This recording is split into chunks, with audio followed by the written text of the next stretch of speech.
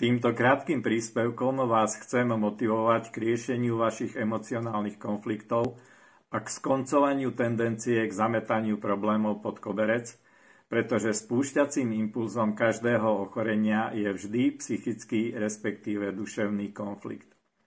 Ochorenie je inteligentné posolstvo podmienené múdrosťou ľudského organizmu, čo je v príkrom protiklade so súčasnou paradigmou konvenčnej medicíny, ktorá považuje chorobu za poruchu mechanizmu, ktorú je potrebné odstrániť alebo aspoň potlačiť.